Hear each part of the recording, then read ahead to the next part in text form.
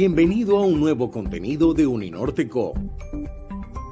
No olvides suscribirte a nuestro canal.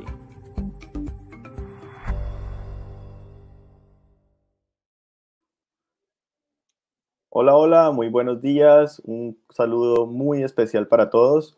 En nombre de la Escuela de Arquitectura, Urbanismo y Diseño y el Departamento de Diseño de la Universidad del Norte, les doy la bienvenida a todos los asistentes que se conectan en vivo a través de nuestro canal en YouTube, Uninorte Académico.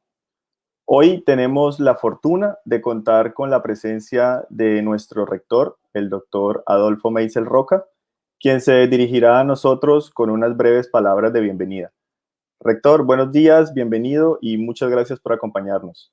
Muy buenos días, Mauricio, es un placer estar aquí. Estoy muy complacido con estos 15 años iniciales de la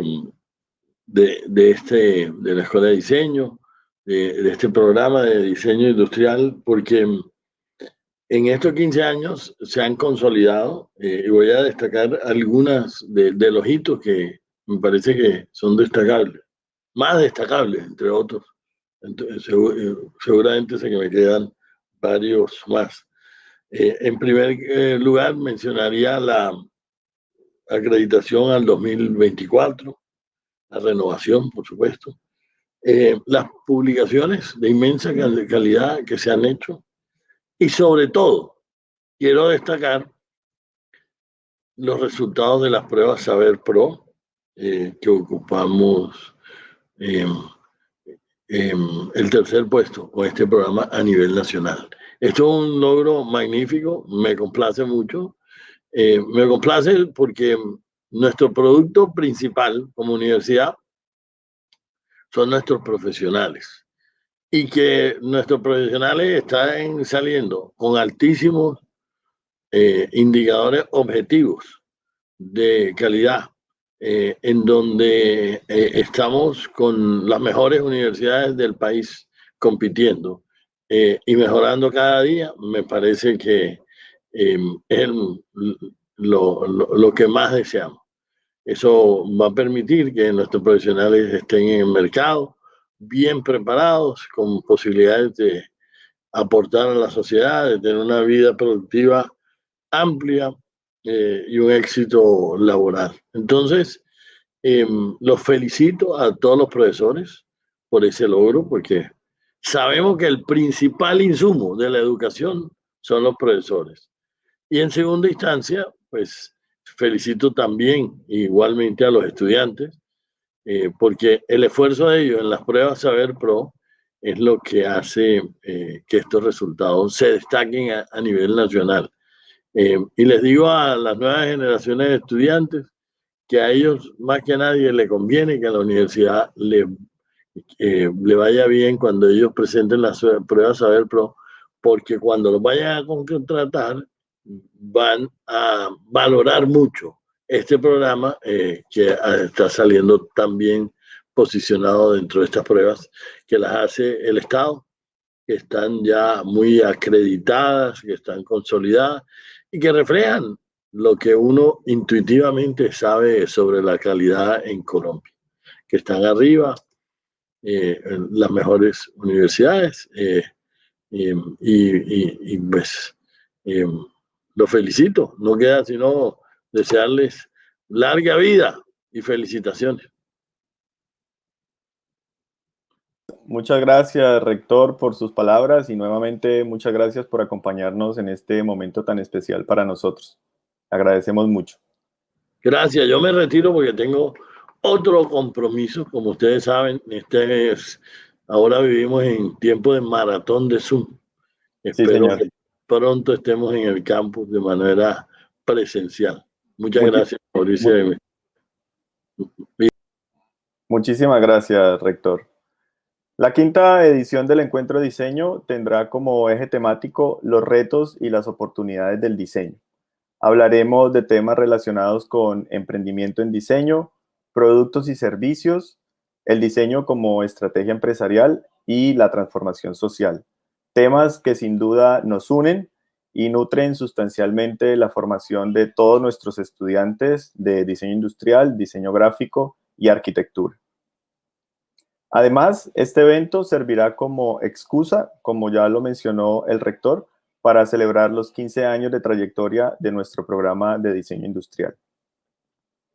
Igualmente, en el marco del encuentro, contaremos con una muestra de proyectos académicos dividida en 8 categorías, a través de las cuales estudiantes y egresados tendrán la oportunidad de mostrar todo su talento depositado en los trabajos que realizan en cada una de las asignaturas de nuestros programas, de nuestras carreras. Quiero aprovechar esta oportunidad para agradecer a todas las personas y oficinas que hacen posible la realización de este evento, a nuestro equipo organizador liderado por el profesor Miguel Ruiz Vaca, a Gladys Romero, coordinadora del programa de diseño industrial, a nuestro practicante Hernando Strusberg, a los profesores Libardo Reyes, Marisabela de Castro y Edgar David Rincón, quienes nos acompañarán como moderadores en cada una de las sesiones que tendremos a lo largo de esta semana, a la Oficina de Comunicaciones, al Centro de Producción Audiovisual, a la Oficina del Egresado y a cada uno de los profesores y colaboradores que nos apoyaron con la divulgación y promoción de nuestras conferencias y actividades. Finalmente, quiero agradecer de manera muy especial a todos nuestros conferencistas y panelistas invitados. En esta oportunidad contaremos con la participación de 3 invitados internacionales, 3 invitados nacionales y 14 egresados, quienes compartirán con nosotros todas sus experiencias como académicos o empresarios del diseño, con el propósito de resaltar y evidenciar los retos y las oportunidades de nuestra disciplina. Sin más preámbulo, la 5ª edición del Encuentro de Diseño les da una cordial bienvenida a la jornada inicial titulada Emprender en Diseño, moderada por el profesor del Departamento de Diseño, Libardo Reyes. Libardo, bienvenido, buenos días y muchas gracias por acompañarnos. Muchas gracias a ti, Mauricio, y muchas gracias a Miguel, que ha estado de cabeza aquí en esta organización. Y en especial, pues, a todos los que nos están acompañando.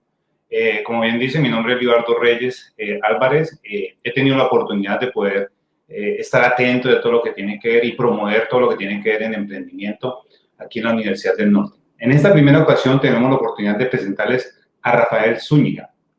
Él es un nacido en Santa Marta, o sea, es un samario de 1990. Es egresado de Administración de Empresas de la Universidad de los Andes, fundador y creativo de Tucurinca. ¿Qué vamos a poder ver en Rafael? Vamos a ver la experiencia del hacer, ser y saber diseño. Él nos va a encontrar toda su pasión a través de los devenires de la vida. Es una persona muy curiosa que, como muchos, sintió pasión por la creación de historias, ¿no? Y eso inició también con ese manejo de lo que eran sus juegos con los Legos. Pasión que lo lleva después, más adelante, a capturar instancias de tiempo mediante el uso de una cámara, como lo indica, una cámara vieja, pues esas cámaras que realmente se podía sentir lo que se estaba haciendo. A través de él, pues, siguió profundizando todo lo que tenía que ver con la fotografía, con sus amigos, y esto lo llevó a sensibilizarse en la lectura de la forma y su afinamiento en el sentido estético. Los retos de la vida siendo un profesional y la falta de oportunidades a nivel de empleo, como muchos egresados, lo llevan a forjarse su propio futuro mediante la pasión y el valor de sus ideas para crear Tucurinca, una fábrica de sueños con tradición. Entonces, con mucho gusto los dejo con Rafael. Siga, Rafael. Hola, Libardo. Buen día, ¿cómo estás? Por la emotiva presentación. No, es que como te he estado estudiando y todo eso, me parece muy interesante todos tus proyectos y pues también todo lo que has creado, ¿no? Y espero que aquí pues todos los chicos y todas las personas que están aquí atentas puedan compartir y puedan disfrutar de esto que tú nos traes. Vale, de una. Bueno, mucho gusto. Mi nombre, como mencionó el profesor Libardo, Rafael Zúñiga. Y bueno, les estaré contando un poquito sobre mi experiencia durante la creación de Tucurinca y un poco en general de momentos que para mí fueron esenciales en la creación del negocio y, digamos, la conceptualización de todo.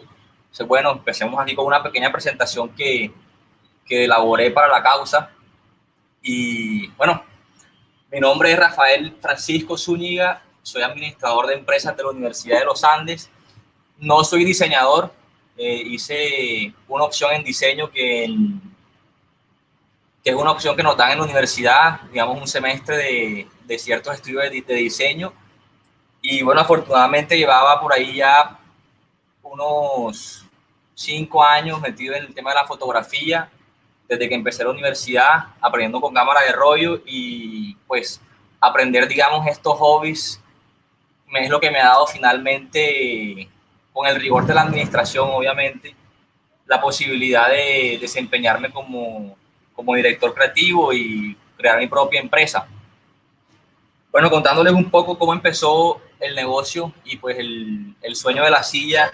Yo estaba recién egresado, 2014, y buscando trabajo en Bogotá como todo el mundo, y no conseguía.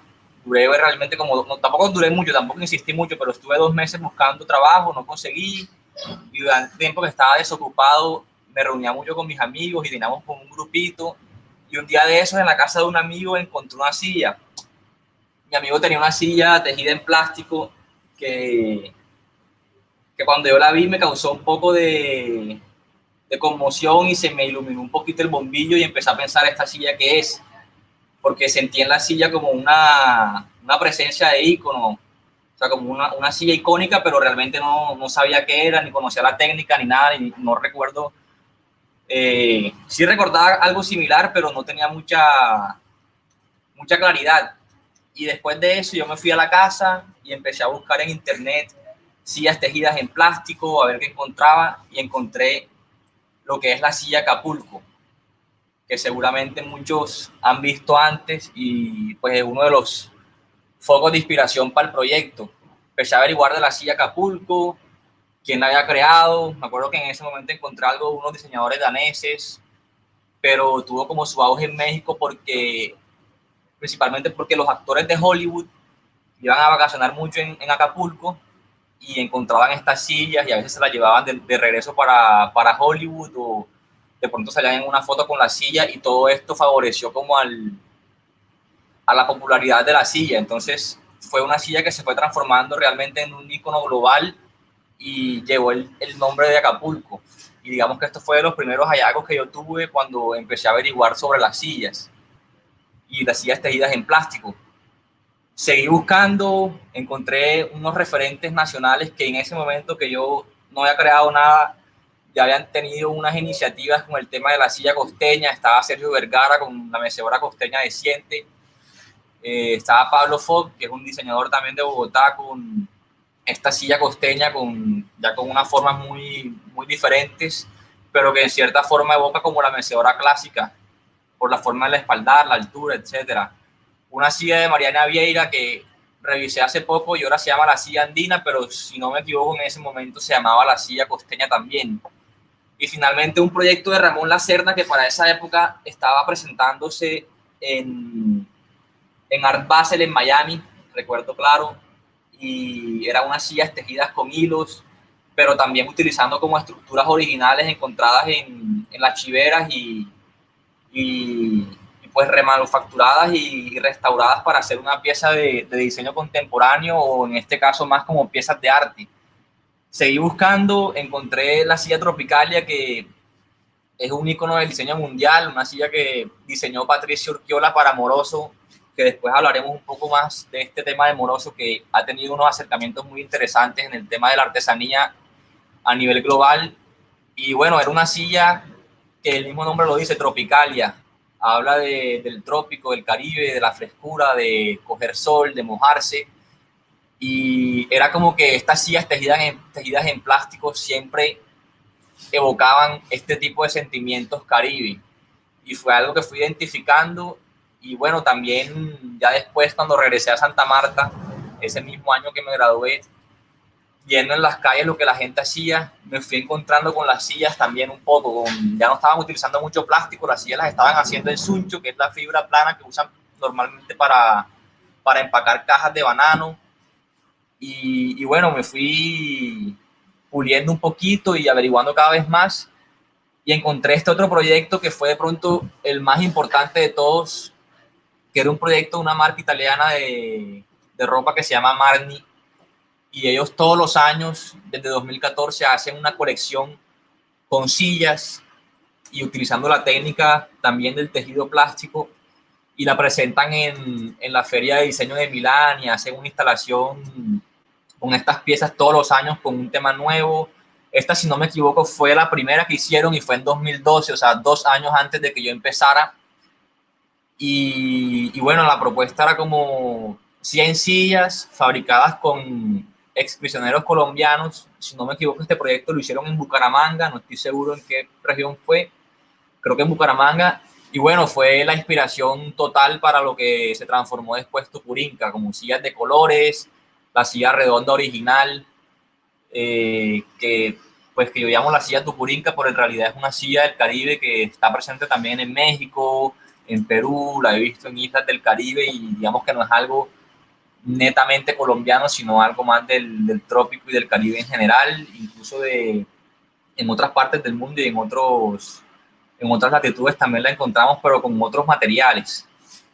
Bueno, entonces mi tesis para ese punto fue, bueno, si México tiene la silla de Acapulco y teniendo en cuenta que en México había identificado que tenía unos rasgos culturales muy similares a los colombianos, tenemos ambos una ascendencia indígena, una cultura de tejido muy fuerte, una cultura de artesanía muy fuerte. ¿Por qué en Colombia no existe la silla, no sé, Caribe? Bueno, existe la silla costeña, pero pues en ese caso yo decidí colocarle Tupurinca, que como algunos sabrán es un corregimiento de la zona bananera. Había pensado inicialmente en el nombre Aracataca, porque la silla también evocaba como unos valores muy macondianos y era como algo que podría estar en un libro de Gabriel García, pero tampoco me quería meter como en ese charco que no me pertenecía.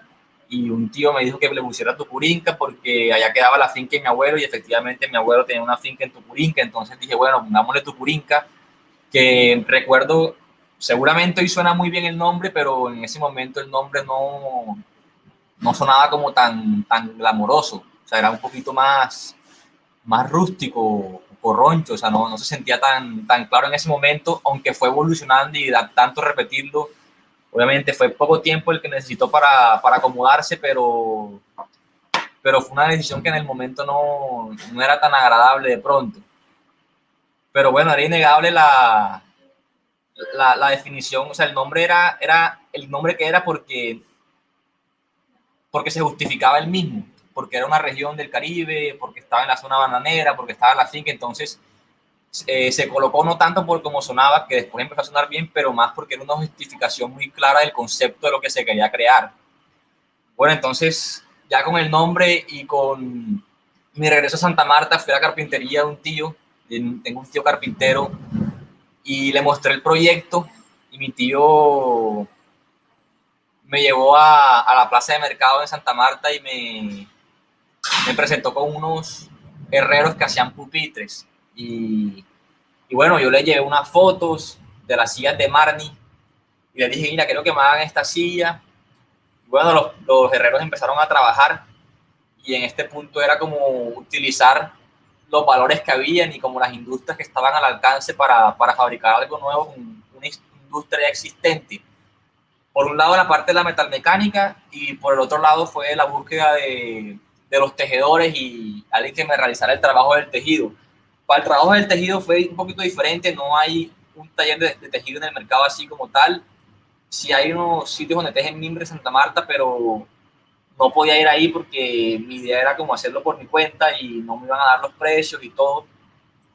Entonces empezamos a buscar los tejedores en la calle y empezamos a regar la bola. Los tejedores en Santa Marta, seguramente también en Barranquilla y en otras regiones de la costa, andan en bicicleta tejiendo sillas de casa en casa con los rollos de plástico, con los rollos de suncho. Y bueno, empezamos a regar la bola y empezaron a llegar tejedores a la fábrica de mi tío, a la carpintería de mi tío. Y bueno, así empezó todo. Al principio la calidad no era la calidad deseada. Me tocaba mucho meterme en mitad del proceso y como ven en la foto esta, como tratar de alinearle los plásticos para que quedaran rectas. Digamos que el trabajo de ellos no era cero pulido, era como todo hecho de la carrera y era un factor importante convencerlos de que se demoraran lo que necesitaran, o sea que yo iba a responderles por su tiempo de trabajo y que tenían que hacer el trabajo lo más pulido posible, que si tocaba devolvernos al principio, nos teníamos que devolver, si nos tocaba quitar y volver a armar, tocaba volver a hacerlo. Y bueno, en este punto era como un poco como un túnel, pero sin una luz en el fondo, o sea, un callejón ahí sin salida, que no sabía si íbamos a ser capaces o si iba a ser capaz de hacer la silla con los atributos necesarios para venderla en un mercado, digamos, más sofisticado.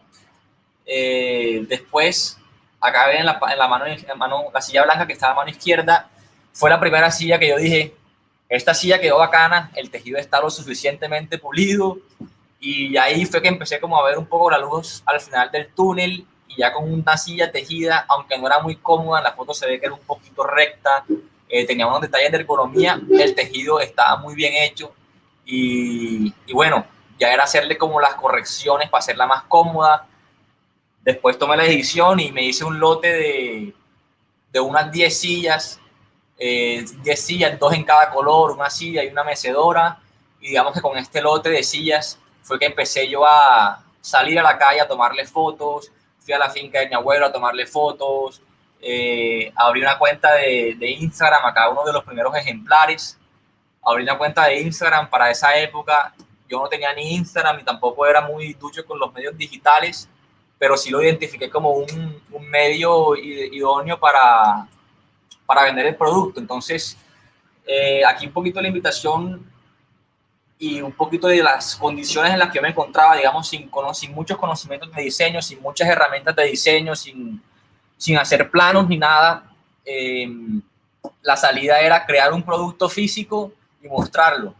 Y después de que el producto físico estuviera listo, yo salía a tomar las fotos y pues publicarlo en redes sociales, y esa fue como la dinámica que empecé a manejar y empezó a funcionar. Entonces empecé a mezclar fotos bacanas del proceso con el producto terminado y así fue evolucionando todo, y esto fue lo que pasó en Tucurinca por 3 años, o sea, y digamos que fue toda una bola de nieve que fue creciendo, y finalmente la invitación es a que no dejen las cosas en el plano, sino salir a hacerlas, y con las facilidades que tenemos en la región de conseguir un tejedor, conseguir un soldador que nos hagan los productos físicos y nos ayuden con la parte técnica. La intención fue esa, y fue como se fue desenvolviendo el negocio, con mucha calidad empírica, no hubo mucho pensamiento, sino que corrigiendo sillas sobre la marcha. Ya después de 3 años haciendo esto, la marca creció, etcétera, y voy a seguir contándoles otra serie de historias que marcaron lo que fue la marca. Ya después, más o menos en 2017, a mí me contactaron una marca colombo-alemana que se llama Ames Design, y ellos me mandaron unos diseños que querían elaborar con un diseñador alemán de renombre, y fue una de las experiencias que yo doy gracias, y que me dieron la confianza para exponer el producto como lo hacemos hoy.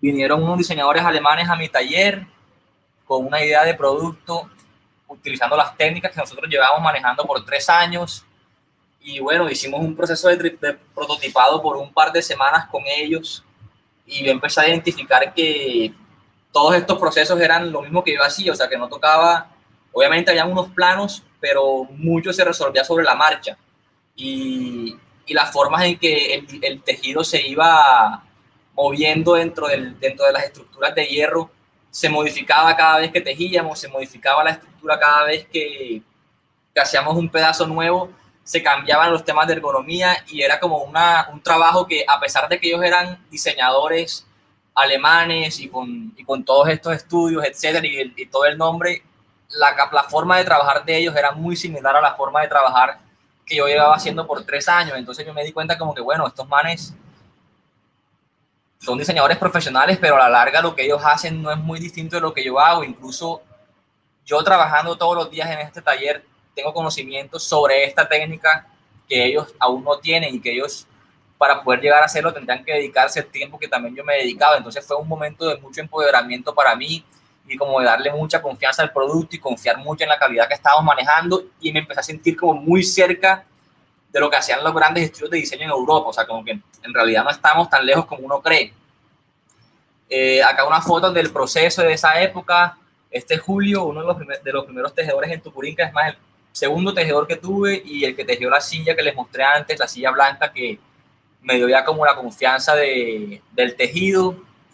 Freddy, que ya no trabaja con nosotros, también en nuestro taller. Entonces, si se ponen a analizarlo, lo que ellos mostraron en Europa era básicamente lo que yo venía mostrando en Santa Marta y en Colombia por tiempo antes. Entonces, no, me di cuenta que no estábamos muy lejos y que era fácil, pues si se mantenía la calidad y con ciertos ajustes, poder llegar a un mercado de estos. Entonces, como les dije antes, un momento de mucho empoderamiento. Esta fue una de las experiencias. Después, esta es otra historia interesante que me pasó y que también muy similar a esa de los alemanes, que también me dio mucho roce internacional y mucha confianza. Estuve, no me acuerdo si fue en 2018 o 2017, en una conferencia en el Medellín Design Week, y en esta conferencia estuvo Mark Thorpe, que es el diseñador que aparece acá, un diseñador estadounidense, y él nos contó sobre el proceso de diseño de estas sillas que él hizo para Moroso. Moroso es una marca de muebles italiano y tenía una colección muy bonita de productos hechos en África, en Senegal, si no me equivoco, con una técnica de tejido también, estructuras de acero, aluminio y tejido en una fibra que utilizan las personas allá para pescar, para hacer las redes, y que es una fibra resistente a exteriores. Moroso tiene este proyecto que se llama Mafric, y hacen esto con todos los grandes diseñadores. Estas sillas que están acá, hay unas que son por Sebastian Herkner, también el que diseñó para Ames. La roja de atrás es la de Mark Thorpe, y digamos que nos mostró un poco del proceso. Y yo, cuando vi la experiencia de Mark, me dije lo mismo. O sea, estos manes en África están haciendo lo mismo que yo hago acá todos los días, y poniéndolo en el mercado italiano, poniéndolo en el mercado alemán, poniéndolo en todos estos mercados, pero en esencia es lo mismo. O sea, soldadores en un taller chico, no son máquinas especializadas, son personas haciendo el trabajo. Entonces, no podía ser muy diferente y no podía ser muy difícil llegar a esto. Dentro de esta experiencia, recuerdo que Mark nos contó que cuando estaban haciendo el proceso de tejido de estas sillas, en un pedazo se empezó a doblar la estructura, les tocó soltarlo para reducir la tensión, y cuando ellos hicieron eso, Mark se dio cuenta que la silla se veía mejor cuando le cortaron el tejido y lo redujeron, porque la luz pasaba y hacía unas sombras muy interesantes. Entonces, ellos llegaron con un diseño sobre un papel, pero se dieron realmente, el diseño final fue algo que necesitó de estar ahí y de hacer mucha prueba y error. Entonces, fue lo mismo que me pasaba a mí en el taller: prueba y error, tejer. Se me doblaban las estructuras a cada rato también, porque la tensión del plástico las dobla si no le pones los soportes indicados. Entonces, siempre el proceso en cada uno de nuestros diseños es eso, es un proceso de prueba y error, y así es como prototipamos. Seguramente a ustedes en la carrera de diseño les habrán dado muchas herramientas para prototipar, que AutoCAD, que programas de computador para hacer prototipos, y todo esto funciona, pero no hay nada como la práctica y como hacer un producto físico y ver realmente cómo funciona y cómo se ve, cómo se ajusta la ergonomía al cuerpo y cómo encontrar la forma correcta de fabricarlo. O sea, todo esto son cosas que van a lograr si se ponen en la función de hacer. Y no por desmeritar ni nada, porque es importante tener todas estas herramientas, pero nosotros que estamos en un lugar donde la mano de obra es relativamente barata y donde conseguir una mano de obra es relativamente fácil y hay mucha disponibilidad de personas que tienen estudios técnicos o que tienen un conocimiento empírico, pero no tienen un perfil académico, hay que aprovechar eso. O sea, y hay que aprovecharlo no haciendo un molde de triplex, sino que yendo directamente al grano y fabricando una silla con los materiales que necesitan, en las fibras que necesitan, con los tejedores, con los herreros, y como ir directamente a fabricar el producto físico como prototipo. y partir de ahí. Entonces, esta es una invitación a hacer nuevamente, que es un poco sobre lo que les quiero hablar y como quiero lograr que se entienda que si ustedes hacen el producto, van a tener una ventaja y van a agilizar también mucho el proceso de diseño. Bueno, esta sillita que está acá es una silla africana también que se fabrica con la misma técnica que utiliza Moroso, pero digamos es como el equivalente a la silla callejera costeña, pero de digamos que la silla callejera africana, que está tejida también en esta fibra de nylon que es resistente al sol, pero es una silla que hacen en las calles, que se consigue muy fácil en los mercados africanos. Y es exactamente lo mismo que nosotros hacemos en Tucurinca, o sea, cogemos un diseño local, cogemos una técnica que está presente, le damos un factor de diseño, le damos un factor de calidad y lo llevamos a nuevos mercados. Lo mismo hace Moroso, cogen una técnica local, una técnica que existe en Senegal y que existe en estos lugares de África, y le dan un factor de diseño, le dan un factor también de calidad, porque seguramente no es lo mismo esta silla que la de Moroso en términos de calidad, y lo llevan a un mercado diferente con mayor poder adquisitivo. Cuando estuve después, posterior a todas estas experiencias con estos diseñadores y la conferencia y esto, tuve la oportunidad de ir a una feria de la mano de ProColombia en París y participamos en Maison et Objet. Nosotros estábamos en la zona de productos importados y estábamos como cerca a los productos chinos, a los productos asiáticos, a los productos africanos, a muchos temas de importados y de productos al por mayor. Y había muchos proveedores que manejaban este tipo de sillas. Y bueno, fue ahí donde me di cuenta que era la misma técnica que manejaba Moroso, pero también me di cuenta que iba a ser imposible para mí competir, porque estas sillas eran sillas que eran relativamente económicas y que estaban por debajo del precio que yo estaba dando. Entonces, ahí también me di cuenta que la única forma de competir es tratando de posicionar el producto en lo más alto, incluyéndole un factor de diseño, un factor de historia, y así competir, porque siempre van a haber productos africanos o productos asiáticos, más bien, que lo van a poder hacer más económico que uno. Entonces, competir con eso va a ser siempre muy difícil. Lleva muchos años de experiencia en fabricación en serie, de fabricación lean, que es un aprendizaje difícil. Entonces, la vuelta aquí es crear productos con historias y productos que digan algo. También estando en esta feria en París, fue un momento de muy inspiración y un momento como que recogí mucha influencia de lo que ocurría en el diseño global y empecé a identificar como ciertas tendencias. Nosotros en Tucurinca siempre trabajábamos algo que a mí me gusta llamar como un diseño de subsistencia, y es como un reciclaje de ideas, un reciclaje de productos y de diseños que me iba encontrando por las calles y íbamos modificando, o cosas que los clientes me mandaban a hacer para ciertos proyectos y le íbamos dando como nuestro toque, modificando tejidos, etcétera. Pero en este punto, más o menos 2018, no habíamos hecho una colección que yo pudiera decir como esto salió de la nada y esto es algo completamente nuevo que nadie ha hecho. Y ya estando en Europa, me empapé un poco de lo que ocurría en la escena de diseño internacional y en diseño contemporáneo, y vine con esta idea de una colección de 2 colores que se iba a llamar 30-70.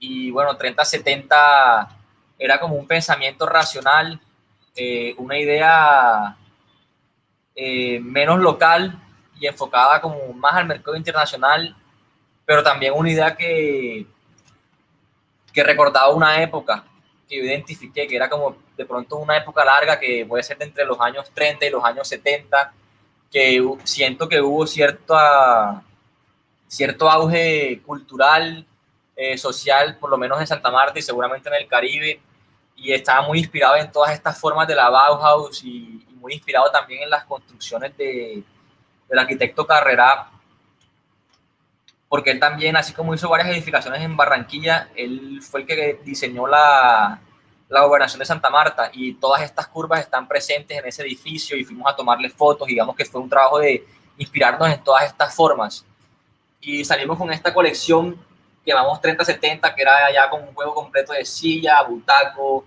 banca, mesas, todas pensado en la combinación de dos colores, 30% un color, 70% otro color, y fue una colección que hizo mucho eco y que planificamos como ninguna otra que hemos hecho. No hemos vuelto a hacer una colección de este tipo porque siempre toma tiempo y hay que encontrar el momento indicado de inspiración.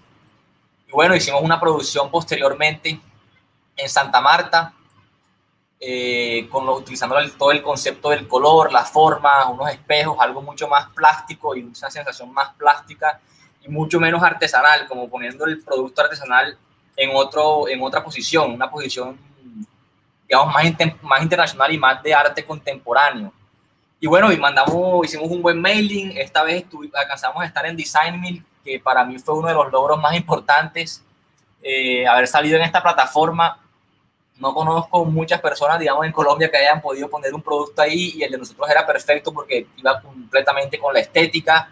Y bueno, toda la producción de fotografía la hicimos en Santa Marta, la hice yo con unos amigos, y es un poquito, una vez se intimida por cuando ve las cosas, digamos, y todas estas publicaciones de diseños, todas supremamente pulidas en todas estas plataformas, Design, Ignat, Design Boom, y uno se intimida y lo ve como algo supremamente lejano, pero a la hora de la verdad no es algo muy lejano y es algo que con una buena dirección se puede lograr. Entonces es como no tenerle miedo a esto, o sea, no se necesita tener ni un estudio de fotografía ni nada.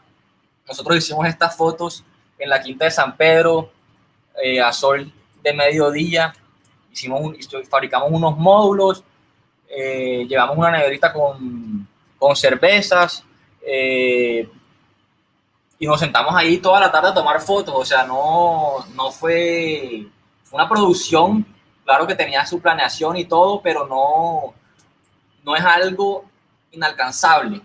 Y es un poco la invitación. Estas producciones no son inalcanzables y terminan después dándole valor al producto. Entonces, haciendo como recordar de todo lo que les vengo diciendo con el tema del hacer, que es un poco el fondo de todo, es como arriéguense a hacer las cosas, o sea, arriéguense a hacer el prototipo en físico, arriéguense a hacer unas fotos y mandarlas a las plataformas para promocionarlas, que si hacen un buen trabajo, lo más probable es que les van a dar el reconocimiento que necesitan. Entonces, no nos quedemos en el papel, no nos quedemos en el pensamiento, sino que más bien esta es una invitación para que nos arriesguemos un poco, ya que los riesgos son muy pocos en realidad, y el peor riesgo es no haber intentado lo que tenías pensado. Entonces, esta es la invitación en general, y bueno, muchas gracias por la oportunidad. Gracias, Rafael. Interesante, como ya le había comentado, la experiencia de vida que tienes.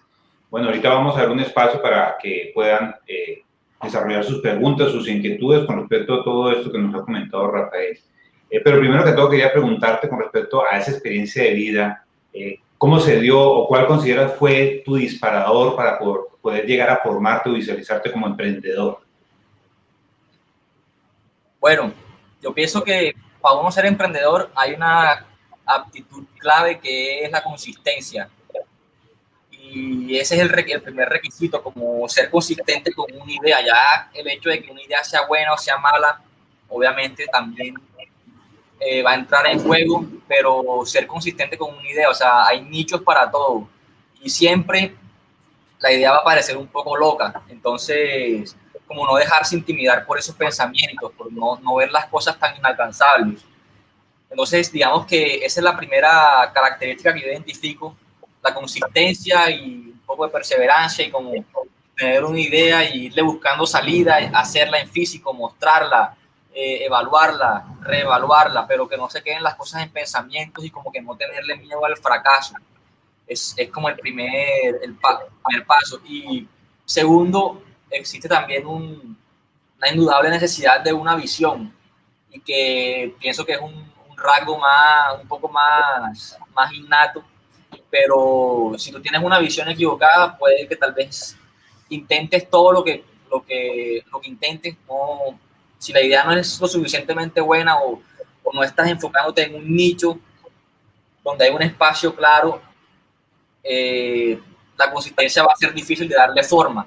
Entonces hay que intentar de tener como la visión correcta y acompañarla de mucho trabajo y mucha consistencia, sin miedo. Perfecto. ¿Y esa idea loca con quién se enfrentó? Bueno, no me enfrenté así como tal con nadie, pero sí me acuerdo, por ejemplo, mi abuelo, o sea, como que no entendía mucho la cosa, o sea, son personas de otra generación y egresado de la Universidad de los Andes, la mejor universidad del país, administrador de empresas, y está acá en Santa Marta haciendo sillas, porque no te quedas en Bogotá mejor y consigues un trabajo normal. Entonces, un poco, o sea, no, mi abuelo tampoco, o sea, no era que me hicieran mala vibra ni nada, pero sí había mucha resistencia. También a veces hablaba con mis tíos y siempre tenían como un poquito de dudas sobre esas sillas, porque tenían la percepción de que estas sillas eran las sillas baratas y que se dañaban y que se les soltaba el plástico. Entonces, como que no, por esas sillas no las vas a poder vender bien porque se rompen y no sé qué, pero al mismo tiempo yo veía la silla Acapulco, iconos del diseño mundial, la silla tropical, o sea, si ellos lo están haciendo, ¿por qué no lo podemos hacer nosotros? Y ahora mismo la idea parece una buena idea y es muy claro, pero en ese momento yo les digo, cuando yo buscaba sillas tejidas en plástico, en internet no aparecía nada. O sea, si nosotros buscamos ahora sillas tejidas aquí en Google, aparece sillas Acapulco, bueno, aparece la Tupurinca, aparece 3070, aparece copias de la Tupurinca, porque esta combinación de los colores así nos la inventamos nosotros y fue una combinación que salió por el azar también. Yo pedí unos rollos de plástico de todos los colores, me sobró morado en ese momento, me sobró mucho morado y por eso es que el morado es el predominante. Y yo dije, bueno, le voy a poner, mi mamá me dijo, haz una silla con todos los colores, le puse todos los colores y le hicimos el asiento con el predominante de morado, pero porque había mucho morado. Entonces también dejamos siempre muchas cosas al azar. Y por la misma insistencia y por la fricción del contenido con redes sociales, digamos que se va volviendo fácil para las personas entenderlo y las ideas se van volviendo claras en las medidas que tú las muestras. Yo he identificado que hay como un periodo de 6 meses donde yo lanzo un producto, el producto no suena tanto y después de los 6 meses empiezan a llegar la gente a pedirlos. Y eso me pasó con 4070, por ejemplo. Al principio la gente no entiende, pero después de que la gente está expuesta por un periodo a ciertas formas, o que pronto tú a veces vas como ahead of the curve o vas como más adelante que el pensamiento de las personas en los diseños que tú haces, la gente no entiende cómo tú lo lanzas, pero la gente va entendiendo los conceptos en la medida que el producto se va exponiendo y la gente va entendiendo. O sea, entonces es exponer las ideas. Perfecto, perfecto. Entiendo una cosa, y para ti, por lo menos como emprendedor, ¿qué ha sido lo más motivante? ¿Qué es lo que tú dices? No, yo no lo cambio por nada. Bueno, hay varias cosas. Una de las cosas es, primero, estar en revistas es siempre un detonante de motivación. O sea, aparecer en Design Mill, que yo estaba de viaje en ese momento, estaba en Cuba, y yo llegué de Cuba y mi hermana me mandó el mensaje, mira, aparecimos en Design Mill, y para mí eso fue como, puta, no lo esperé. O sea, sí esperaba que me diera la posibilidad, pero llevábamos como 2 o 3 meses que habíamos hecho el submission y haber aparecido ahí era una gratificación muy grande. También estar acá mismo en el taller y como ver las piezas crearse, hacer un diseño nuevo y ver lo que en el taller como crearse y como nacer, probarlo, funciona, se apila bien, tomar la foto, verlo después a través de la cámara y ver cómo se ve de bien la silla. O sea, todo eso son etapas del proceso creativo que son muy, muy gratificantes. Y bueno, finalmente también ver lo que uno va construyendo, o sea, y ver cómo puedes también cambiar la vida de las personas que trabajan contigo, así sea difícil y así sea que les toque cambiarles el chip de la informalidad, pero darte cuenta cómo la vida de las personas mejora cuando trabajan contigo y también que ellos se den cuenta de cómo estos procesos, cómo la formalización y cómo hacernos caso, cómo confiar en nosotros les ha brindado a ellos otras posibilidades y una vida más tranquila. Entonces, digamos, son varias cosas pero principalmente eso, o sea, todo inherente del proceso creativo. Ok. A nuestros participantes nos gustaría contar con sus dudas o con sus inquietudes o con sus preguntas, ¿no? Ya saben, las pueden escribir a través del chat para poder estar, pues, atento a ellas, ¿no? También quería preguntarte acerca de, en ese emprendimiento que has estado, ¿cómo se reinventa? O sea, ¿cómo se reinventa ese emprendimiento cada día? Bueno, primero que todo hay que tener los ojos muy abiertos, como tratar de mantenerse sensible y no dejar de ver nuevas cosas. O sea, hay que siempre buscar nuevos materiales, por ejemplo, eso es importante porque los materiales te obligan a trabajar de diferentes formas. Entonces, digamos, por medio de los materiales y como de la exploración del material, tú vas encontrando nuevas formas de hacer cosas o de pronto identificas una técnica que es inherente de cierto material y la intentas aplicar a otro material, y todo esto son como reciclaje de ideas y nuevas formas de crear. Entonces hay que estar como muy atento a nuevos materiales, nuevas tendencias que pasan en la industria, siempre mejorar el producto. Ahorita estamos desarrollando una nueva línea que espero que salga para finales de año con un material textil importado que ya va a ser un producto de pronto mucho más costoso de lo que es la Tupurinca hoy, pero va a ser una silla de gama alta que va a poder competir con cualquier silla top de fabricación alemana o fabricación italiana en un ambiente de alta exigencia, digamos, frente al mar o con un ambiente de demasiado sol. Y digamos que todo esto nace de la búsqueda de nuevos materiales y nuevas técnicas también. Entonces es como no quedarse quieto, y de ahí nace. Y lo importante pues para conseguir trabajo y para innovar es mantenerse trabajando. O sea, no hay nada que traiga más trabajo que trabajar. O sea, no hay nada que genere más innovación que mantenerse experimentando. Entonces, dar la vuelta por las calles también, o sea, como tratar de inspirarse en lo que nos rodea y buscar qué hace la gente, buscar cómo la gente soluciona cosas en momentos muy cotidianos, siempre es una fuente clara de inspiración que se puede aprovechar, más en un entorno como el Caribe, que es muy, o sea, que está cargado de mucha idiosincrasia y muchas, como un pensamiento muy empírico sobre las cosas, o sea, un pensamiento muy puro en ese sentido. Entonces,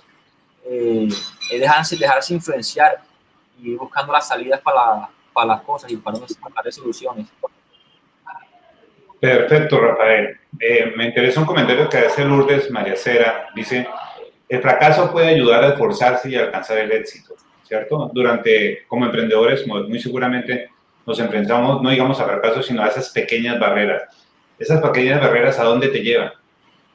Bueno, las pequeñas barreras son claves, y como emprendedor como emprendedor y mucho como diseñador, porque es algo muy inherente al diseño, hay que saber manejar muy bien la incertidumbre. Y la incertidumbre está presente siempre y constantemente en los procesos de diseño.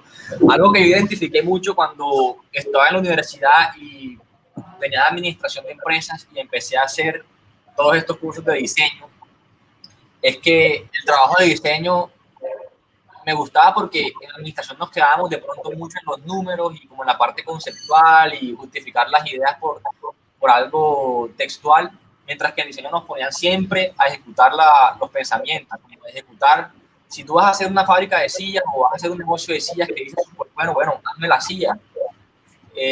No tanto un tema de proyecciones financieras ni nada, sino que sencillamente un tema de producir el producto. Entonces, identifico en el diseño esa característica por solucionar muchas barreras y porque siempre se presentan muchos juegos de botella en los procesos de diseño y hay mucha incertidumbre, que era lo que me pasaba a mí cuando empecé a diseñar las sillas, que les contaba que no veía como la luz al final del túnel. Y bueno, esto es algo que es completamente normal en el diseño, que cada vez que produzco un nuevo prototipo me ocurre, y tengo prototipos que se me han demorado en el taller más de un año, 2 años, digamos, trabajando en una silla que obviamente no estoy trabajando todo el tiempo, pero me encuentro con una barrera de diseño que no puedo solucionar y la dejo ahí y demora ahí por mucho tiempo, y tengo otros proyectos que también van avanzando, pero como que voy encontrando soluciones poco a poco para las cosas. Entonces, esa es una tranquilidad, digamos, de trabajar aquí en Tupurinca sin presiones de tiempo, a diferencia de los estudios en Europa o los grandes estudios que tienen como más presiones de tiempo y que tienen que seguir como ciertas programaciones más estrictas, nosotros acá, digamos que sale un prototipo hoy y lo veo, se ve bacano, lo tejemos y si me gusta le tomo fotos y la subo en Instagram.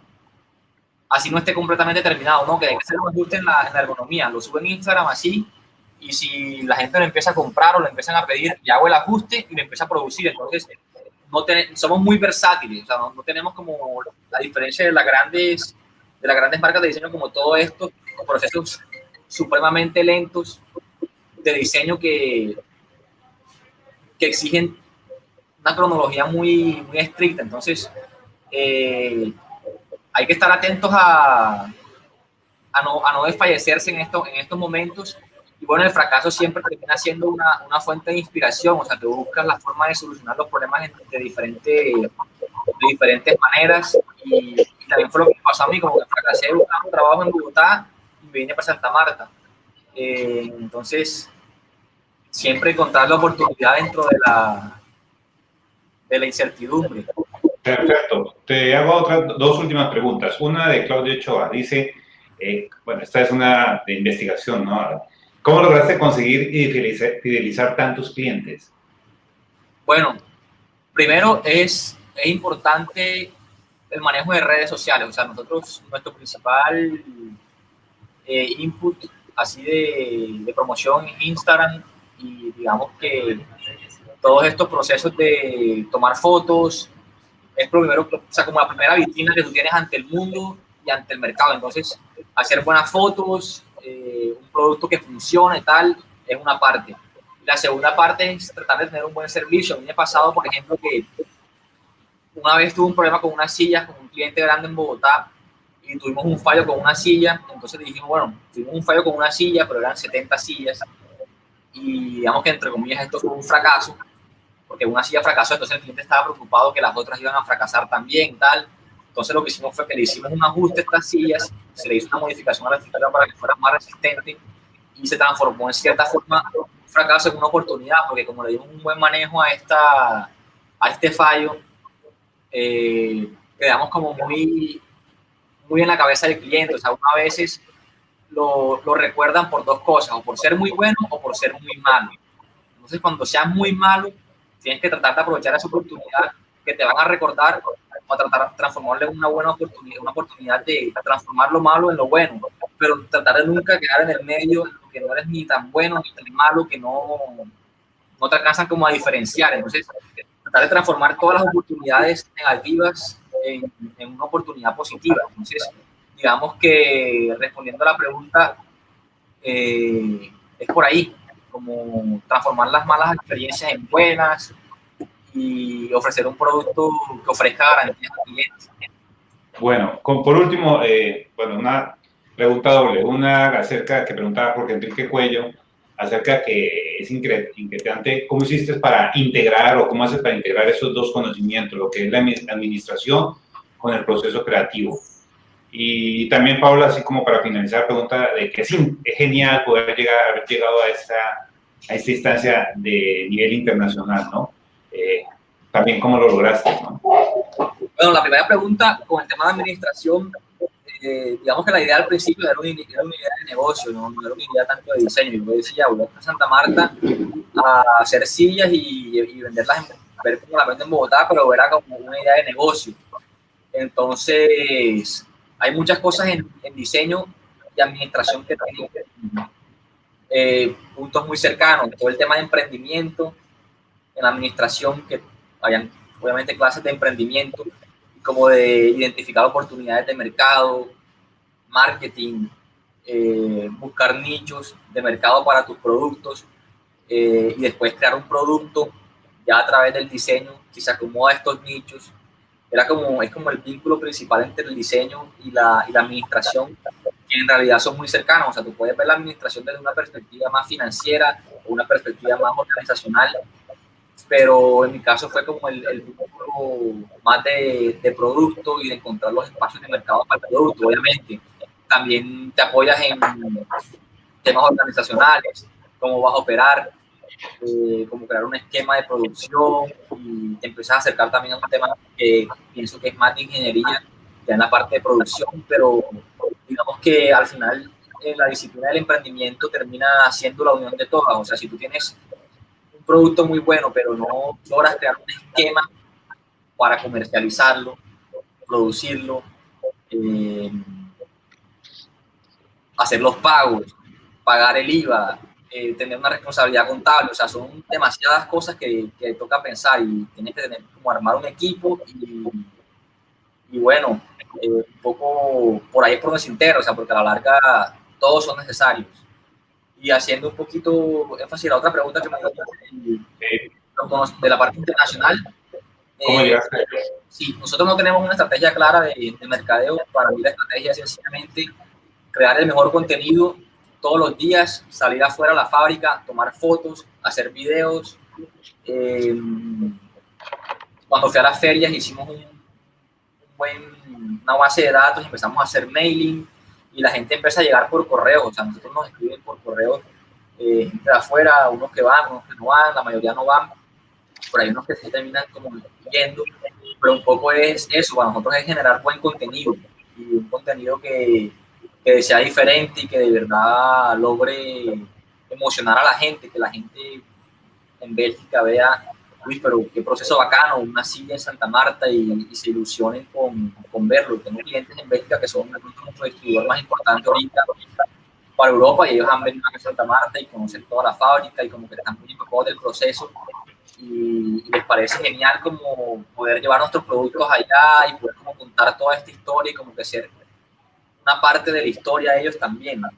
Contarse la historia y volverse un pedazo de esto. Entonces, básicamente es eso. O sea, ahora, hoy en día las redes sociales son un medio muy válido y en la medida que tú te posicionas como una feria internacional y vas a ferias, la gente le da mucha credibilidad a eso, como haber estado en ferias, haber estado en proyectos internacionales y tener, digamos, un trabajo impecable y prolijo en redes sociales. Bueno, la última pregunta, ahí, ya, la última pregunta robada del tiempo, de Daniel Mundera. Le aparece muy interesante tu proyecto, me indica que tuvo la oportunidad de ver la colección de mesas auxiliares en Bruselas y le da inquietud saber de dónde salen esos nombres que le das a las colecciones. Bueno, mira, te cuento primero un poco sobre la colección de Bruselas. La colección de Bruselas es parte de 3070. O sea, son estas mesas, es esta mesa. Pero hicimos una combinación de colores con nuestros clientes en Bélgica que nos trajeron los colores, pues digamos que es este mismo diseño. Entonces ahí se reivindica un poco el tema del diseño contemporáneo y incluso 2 años después de que se lanzó la colección, sigue estando vigente como las formas de este diseño. Entonces, es este mismo diseño con unos nuevos colores. Entonces, por un lado, bueno, bacano y creo que me han escrito muchas personas por este tema. Y bueno, respondiendo a la pregunta, y en cuanto a los nombres de las colecciones, muchas veces, o sea, hay cosas que se planifican y cosas que no se planifican. Por ejemplo, la semana pasada, creo que fue el sábado, lancé una nueva mesita, que es como una mesa modular con una tabla de madera que se mueve, que sirve como zapatero y también como para varias cosas. Y yo estaba el sábado donde unos amigos y yo dije, hey, mira, voy a lanzar esta mesa hoy, ¿qué nombre le pongo? Y me dijeron, ponle la utilitaria, y le pusimos la utilitaria porque me dijeron en ese momento y como que hizo sentido. Entonces hay veces que es así. Yo siempre dejo muchas cosas al azar. Y hay veces que realmente las cosas sí tienen una inspiración más profunda detrás. Por ejemplo, a ver, la silla Tucurinca 3 es porque yo tenía 2 modelos primero, la Tucurinca 1 y la Tucurinca 2, y así era como los nombres que le llamábamos internamente en el taller. Y un día un soldador, yo le dije, hazme 5 Tucurinca 1 y hazme 5 Tucurinca 2. Pero el man me hizo 10 Tucurinca 3, o sea, tenían las partes de la Tucurinca 1 y las partes de la Tucurinca 2 en una sola silla, o sea, el man se equivocó. Y en ese momento yo me molesté, como que, marica, le hiciste mal, pero después me di cuenta como que, pero vamos a probar porque en verdad puede quedar bacana. Y la tejimos y se volvió uno de los diseños más icónicos de Tucurinca. y se llamó la Tupurinca 3 porque no era ni la 1 ni la 2, era la 3. Entonces, o sea, como que hacerle caso a todas esas señales. Tenemos, por ejemplo, la banca Aichuchi, que fue porque yo llevaba ya mucho tiempo que la gente me escribía, no tienes bancas, tienes bancas, tienes bancas, y no teníamos banca. Y bueno, yo un día dije, bueno, vamos a hacer una banca, salió la banca. Yo dije, bueno, le voy a poner ahí Chuchi porque suena bacano, porque tienen que tener en cuenta que de pronto para nosotros suena muy común, pero cuando una persona en Bélgica lee Aichuchi, no tiene nada detrás de esas palabras, o sea, es como si hablaras en chino. Entonces, hay que buscar mucha sonoridad en las palabras, sin importar lo que signifique en el lenguaje local. Y bueno, para mí Aichuchi era como papaya puesta, papaya partida, como una oportunidad. Entonces fue como de la oportunidad de que mucha gente estaba preguntándome por bancas. Hicimos una banca que se llamaba Aichuchi como para aprovechar esa oportunidad. Era como una papaya puesta para lanzar un producto. Entonces, muchos de los nombres nacen de eso, o también nacen de, por ejemplo, hay una lámpara que se llama Cinto, o una mesa que se llama Cinto, pero entonces la pata tiene como forma de Z, un poquito, o forma de N, y Cinto es una playa acá en Tayrona que se escribe con C, pero yo una vez la había escrita con Cinto, dentro de la playa había un letrero que lo habían puesto con Z, entonces era como referencia a la Z, por la misma forma de la silla, y por eso le puse Cinto. Entonces, es eso, o sea, como encontrar cosas dentro del producto que te hagan recordar ciertas palabras, y por ahí están haciendo los nombres. Perfecto, Rafael. Muchas gracias por tu presentación, ha sido muy interesante, realmente pues nos lleva y nos permite pues llegar y visualizar realmente nuestro quehacer en campos que muchas veces son entrañables y que debemos estar buscando, ¿no? Pienso que ese olfato que tenías o que tienes desde la fotografía es el olfato que te ha permitido empezar a identificar y darle valor a cada uno de estos elementos, ¿no? Entonces, pues, no me queda más que agradecerte y pues a todos los que están aquí atentos de que sigan conociendo de Tupurinca, ¿no? Pues, como lo comentó, está la página web y también las redes, ¿no? Se van a dar cuenta que, pues lo que presenta son propuestas muy, muy interesantes en torno a lo que tiene que ver con estas sillas tradicionales, ¿no? Listo, gracias por la oportunidad y hasta la próxima. Ok, Rafael, muchas gracias, muy amable, muy gentil. Bueno, ahora tenemos la oportunidad de contar en esta segunda presentación con Fernando Del Vecchio. Fernando Del Vecchio es doctor en Dirección de Empresas de la Universidad de SEMA, Argentina, autor, asesor empresarial y conferencista internacional. Profesor en programas de maestría en Argentina, México y Ecuador. Miembro del comité editorial y científico de diversas publicaciones. Especialista en dirección, innovación y gestión de empresas de la industria creativa. Director de la maestría de Administración de Empresas en la Escuela de Negocios de la Universidad de las Américas, UTLA.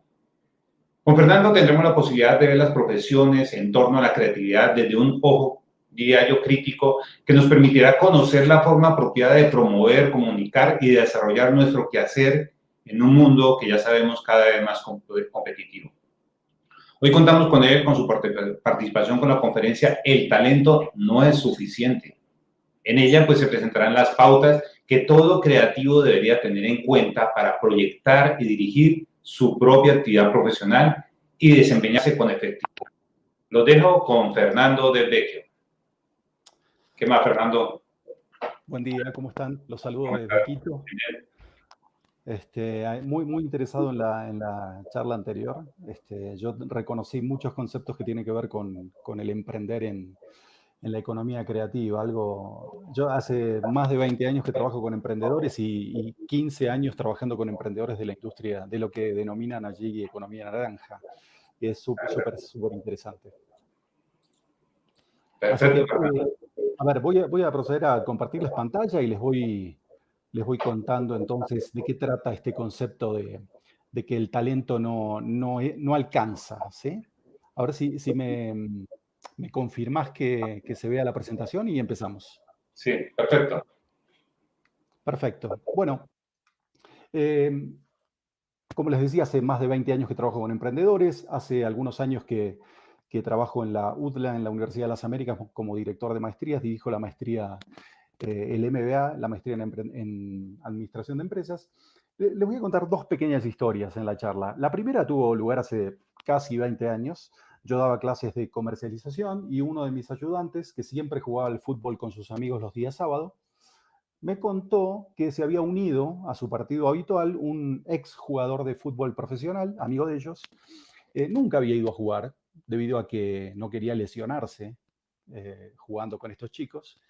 Y Tomás, mi amigo, me dice, ¿sabes qué, Fernando? Cuando empezó el partido me di cuenta que algo raro estaba pasando. Y cuando le pregunté qué, me dijo, en realidad él juega otra cosa. A pesar de que estamos todos en el mismo ámbito, jugamos con la misma pelota, con las mismas reglas, pero él juega al fútbol y nosotros jugamos a la pelota. Le digo, ¿cómo es eso? Me dice, sí. La forma como él ve el partido, te da instrucciones, cómo patea, cómo corre, cómo distribuye el juego, es absolutamente diferente. Él, a pesar de que estamos todos haciendo exactamente lo mismo, juega a otra cosa. Me dice, es casi la diferencia entre él y nosotros, como la diferencia que existe entre nosotros y los chiquitos de 6 años que intentan jugar al fútbol. Y eso derivó en otra conversación que tenía que ver con la diferencia entre ser habilidoso con el balón y saber jugar al fútbol, que también podría ser como similar, para mucha gente podría ser similar, el hecho de decir, claro, sabe manejar muy bien la pelota, debe saber muy bien jugar al fútbol. Sin embargo, eso no es cierto, porque hay mucha gente que es muy habilidosa con la pelota, pero no sabe qué hacer cuando entra a jugar un partido de fútbol. Estamos hablando de diferencias entre habilidades técnicas y habilidades de juego, algo así como la habilidad técnica que puede tener un diseñador y la habilidad de juego que tiene que ver con el saber emprender para ganar dinero con esa habilidad técnica. En los torneos de fútbol estilo libre, ahí lo que vemos es a chicos y chicas que tienen habilidad y dominio sobre el balón. Tienen habilidades técnicas sobresalientes, pero para jugar al fútbol se necesitan otras habilidades, lo que hemos llamado habilidades de juego. ¿Por qué? Porque el vínculo no es solamente con el balón, sino que el vínculo también es, a pesar, con el balón, con los compañeros, con los rivales, en un espacio definido cuyas metas son distintas, de forma tal que encontramos que hay extraordinarios jugadores de fútbol que no necesariamente tienen habilidades técnicas extraordinarias. Es decir, vemos que Cristiano Ronaldo, Maradona, Neymar, Messi, pueden ser excelentes jugadores de fútbol, pero en los torneos de fútbol estilo libre quizás no destacarían. Entonces, para resumir, para participar en los torneos de fútbol estilo libre hay que tener habilidades técnicas extraordinarias. Para jugar bien al fútbol no es necesario tener esas habilidades sobresalientes, sino que es necesario tener habilidades de juego. Son juegos distintos que requieren habilidades diferentes. Todos los que hemos estudiado alguna disciplina empresarial nos hemos topado en algún momento con lo que se denomina principio de Peter. Esto se explica de la siguiente manera. En una organización, un empleado que es efectivo puede ser ascendido hasta su nivel de máxima incompetencia. Es decir, que por ser efectivo puede ser ascendido hasta que llega un punto en el cual no es más efectivo y por eso no asciende más. De hecho, tenemos ejemplos como, por ejemplo, el de un excelente vendedor que puede ser ascendido y convertirse en un pésimo gerente de ventas, porque son juegos distintos que requieren habilidades diferentes. O un excelente profesor que puede ser ascendido y convertirse en un mal decano, porque son juegos distintos y requieren habilidades diferentes. O, en el ámbito de la industria creativa, un excelente diseñador que puede ser ascendido en su propio estudio de diseño y convertirse en un pésimo director de arte, porque el trabajo que tiene que realizar es distinto y ya no se requieren esas habilidades técnicas sobresalientes, sino que se requieren otras habilidades. Esto es exactamente lo mismo que sucede cuando un empleado se convierte en emprendedor o cuando un diseñador que es empleado quiere abrir su propio estudio de diseño. Es decir, cambia de categoría y cambia de juego. Son juegos distintos, requieren, como ya sabrán, habilidades distintas. Hace algunos años, yo vivo aquí en Quito hace unos 5 años, pero vivía en Tigre, cerquita de la ciudad de Buenos Aires, y siempre iba a una misma peluquería cuyo dueño es Mauricio. Y Mauricio no tenía habilidades. Cuando inició su negocio, cuando se convirtió en emprendedor, no se había formado como peluquero, pero era muy hábil en su trabajo. Por eso había conseguido muchísimas clientas, su negocio había prosperado muchísimo y es una peluquería unisex, pero la proporción de clientes es 99% clientas y 1% clientes hombres. Cuando yo iba a cortarme el cabello, él me atendía muy rápido, pero habitualmente lo que hacía era extender un poco el tiempo del corte para conversar sobre otras cosas, posiblemente porque estaba harto de hablar sobre temas femeninos y quería hablar con un hombre sobre otras cosas. Y hablábamos sobre fútbol, sobre caballos que a él le gustaban mucho, sobre el asado, sobre Independiente, del cual era hincha. Y en una oportunidad me contó que si bien no tenía formación técnica para ser peluquero, habría aprendido muy rápidamente, le había ido muy bien y en algún punto quiso desarrollar esas habilidades técnicas sobresalientes y se había inscrito en una academia eh, dirigida por una prestigiosa mujer ahí en la ciudad de Buenos Aires. Fue el primer día a sus clases, le sentaron a una víctima para que él le cortara el cabello. La señora, espléndida, y se fue súper contenta. Pero la directora de la academia lo estaba mirando con mucha atención y cuando terminó el corte de cabello, se le acercó y le dijo, Mauricio, usted es un excelente cortador de pelo. Y Mauricio ahí me contó que se sintió medio ofendido, como si hubiese sido una grosería lo que le dijo la señora. Pero la señora continuó y le dijo, usted es un excelente cortador de pelo y acá lo vamos a convertir en un excelente estilista. Y ahí Mauricio me contó, me dijo que se había dado cuenta de que existen diferentes categorías.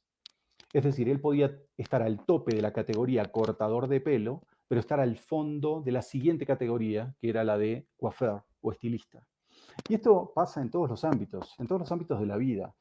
Hasta en el fútbol pasa, tenemos diferentes categorías.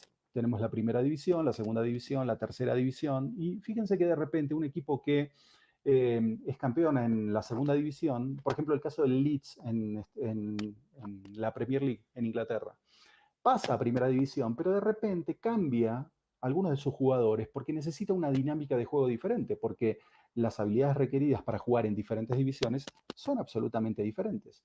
Eso pasa en todos los ámbitos. Fíjense hasta en la categoría de relaciones personales. Uno puede ser un excelente novio, tener las habilidades para ser un novio de alto nivel, pasar a la categoría de esposo y convertirse en un pésimo esposo. ¿Por qué? Porque las categorías son distintas, las habilidades requeridas para destacar en una y otra categoría son diferentes. Y eso pasa también en el diseño.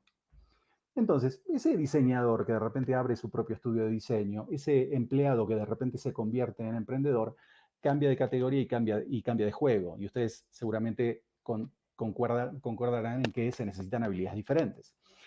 Entonces, cuando cambia de categoría y cambia de juego, en este nuevo juego, lo que tenemos que identificar es qué significa jugar bien. Pero qué significa jugar bien a cualquier disciplina. De repente al fútbol, al vóley, al básquet. ¿Qué significa jugar bien en la profesión en la que yo me desempeño? De repente, ¿qué significa jugar bien siendo estudiante de diseño industrial? ¿Qué significa jugar bien siendo profesional del diseño industrial? Porque como son categorías distintas, seguramente requerirán habilidades distintas. Algunos pueden decirme que jugar bien implica tener habilidades técnicas, pero ya hemos visto que quienes dominan el balón no necesariamente saben jugar al fútbol. Algunos pueden decirme que jugar bien implica de repente ganar, pero eso no es cierto, porque ganar es una consecuencia. De hecho, hay infinidad de ejemplos donde equipos que, por ejemplo, al fútbol han jugado muy bien un partido, han perdido. El caso de Argentina-Brasil en el Mundial 90, donde Brasil le dio un paseo a la Argentina y finalmente terminó ganando Argentina a través de un gol de Canigia en los últimos minutos. Totalmente inmerecido, pero en ese momento no importaba. ¿Por qué? Porque en definitiva se trataba de obtener el resultado, no necesariamente jugar bonito. Ahora, ¿qué significa entonces jugar bien? Y vamos a otro ámbito. Este es Pep Guardiola, es un entrenador de fútbol, fue jugador de fútbol, y uno de sus mentores, uno de sus más importantes mentores, es o fue Julio Velasco. Julio Velasco es un entrenador de vóley. Pep Guardiola lo conoció cuando Velasco entrenaba a la selección italiana de vóley, con la cual salió campeona durante muchísimos años, campeona del mundo durante muchos años. Y como Guardiola quería ser entrenador de fútbol, lo invitó a comer a Velasco para que le explicara algunas condiciones propias de la dirección de equipos, la dirección efectiva de equipos. Y Velasco le abrió su corazón, le abrió su cabeza y le contó un montón de cosas. Una de las cosas que le contó es este concepto del jugar bien. Velasco plantea que el jugar bien es una secuencia en 3 pasos. Y esos 3 pasos son muy simples y muy claros. El primer paso es el de interpretar la situación de juego, que implica algo así como diagnosticar con corrección lo que sucede, diagnosticar correctamente qué pasa o cuál es el problema que estamos enfrentando. El segundo paso es elaborar una respuesta para esa situación en particular. En el ámbito empresarial le llamaríamos tomar decisiones correctas o tomar decisiones de calidad. Y el tercer paso es responder técnicamente, o algo así como implementar las decisiones de manera eficiente. Entonces, interpretar, elaborar, responder, o, si les gusta más, diagnosticar, tomar una decisión, implementar la decisión. Y tomar la decisión e implementar la decisión son cosas completamente distintas, por eso las separamos, porque son complementarias pero son diferentes. Y hay infinidad de ejemplos para ver por qué son completamente diferentes. Por ejemplo, el hecho de tomar la decisión de hacer dieta y después no hacerla. O tomar la decisión de ir al gimnasio y después no ir al gimnasio, no hacer gimnasia. Es decir, el decidir no cambia nada, el hacer lo cambia todo. Y en el ámbito creativo, lo que siempre vemos, y en otros ámbitos, es únicamente la respuesta técnica, es decir, el tercer paso de la secuencia. Aún en un ejercicio de diseño, lo que ve el profesor, el evaluador, es la respuesta técnica del estudiante. Lo que no ve el profesor o el evaluador es cómo el estudiante diagnosticó una situación, diagnosticó la situación y elaboró una respuesta para esa situación y luego respondió técnicamente. Otro ejemplo en el ámbito, por ejemplo, del fútbol, lo vemos todo el tiempo, pero les planteo este ejemplo en particular. El año pasado, en la semifinal de la Champions League, jugaba el Barcelona y el Liverpool. Barcelona ganaba 2-0 y sobre el minuto 80 hay un tiro libre para el Barcelona. Messi coloca la pelota en el césped e interpreta la situación de juego en su cabeza, diagnostica. Y lo que diagnostica es, en definitiva, algo que ya ha visto en infinidad de situaciones, en entrenamientos y en partidos oficiales. Es decir, a qué distancia está la pelota del arco, dónde está el arquero, dónde está la barrera, dónde están los rivales, dónde están sus compañeros. Luego elabora una respuesta para esa situación que implica el hecho de decidir cómo va a ejecutar el tiro libre. El tercer paso de la secuencia es ejecutar el tiro libre. Y lo que hace es ejecutarlo de una manera magistral, clavando la pelota en el ángulo y a pesar del esfuerzo de Alisson determina el 3-0.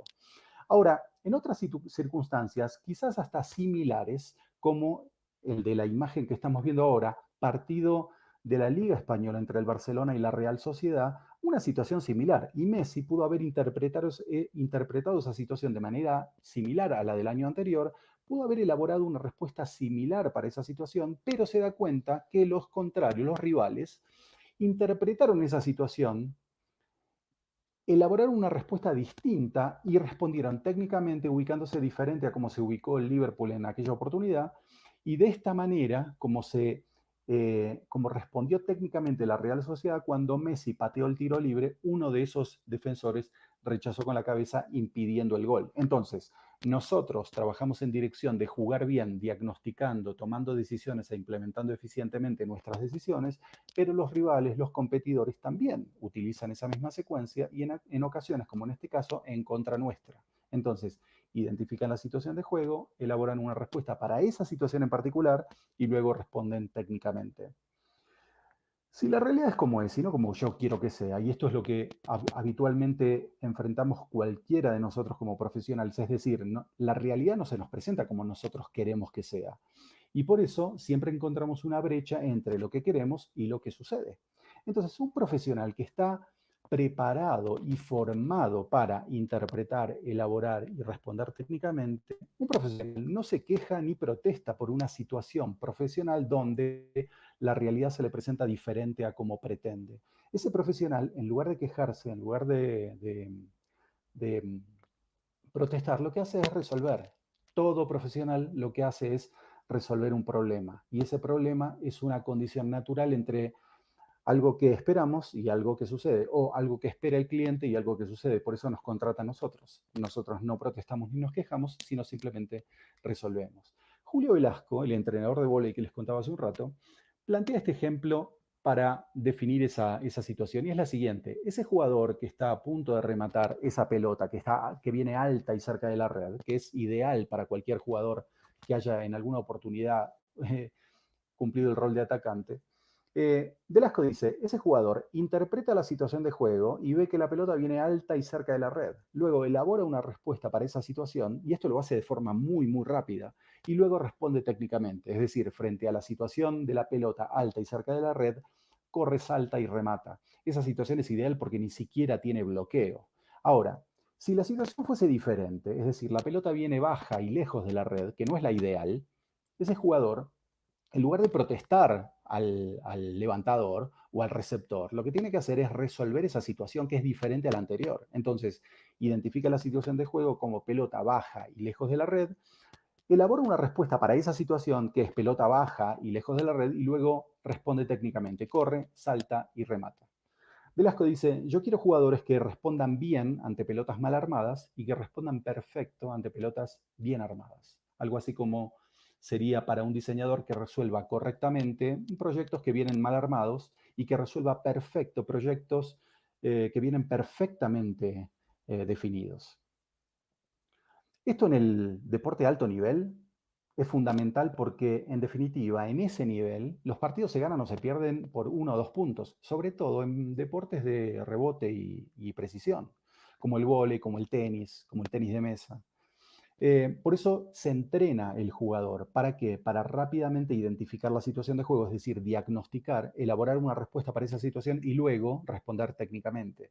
Por eso Velasco en ocasiones, cuando un jugador se equivoca en la respuesta técnica, lo que hace es repetir la jugada para ver si el jugador diagnosticó incorrectamente o elaboró una respuesta incorrecta o simplemente se equivocó cuando remató. ¿Cómo se desempeña de repente? En función de la metáfora que les he contado antes, un diseñador que es habilidoso con el balón pero no sabe jugar al fútbol. Es decir, que tiene habilidades técnicas extraordinarias pero no sabe cómo emprender para ganar dinero con esas habilidades.